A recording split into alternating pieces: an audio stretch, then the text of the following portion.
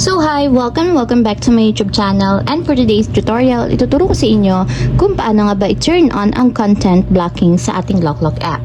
First, subscribe to my channel and don't forget to hit the subscribe button and the bell to notify you for my new updates. And once you learn more, just keep on watching and let's start. So yun guys, for today's video, i-open lang natin ating LOKLOK app or yung ating LOKLOK account. And then, pagka-open guys, mula dito sa pinakang homepage, itap lang natin yung me na nandito sa may lower right side. So, para punta tayo sa profile ng ating LOKLOK account. So, dito guys, sa pinakang profile ng ating LOKLOK account, i-scroll up lang natin. And then, tap natin dito guys, yung settings. So, dito guys sa settings, hanapin nyo lang dito yung content blocking. So, tap lang natin.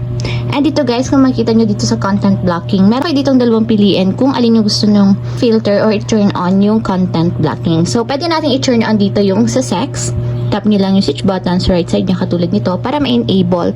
And once na naka-turn on yan, mabablock lahat ng mga pwedeng lumabas sa ating LOKLOK na movie about sa sex. So, dito naman sa LGBTQ, pwede din natin i-turn on yung switch button sa right side niya katulad nito para ma-block din yung mga content about sa LGBTQ. So, depende naman yun sa inyo guys kung gusto nyong enable yung content blocking dito sa LOKLOK app.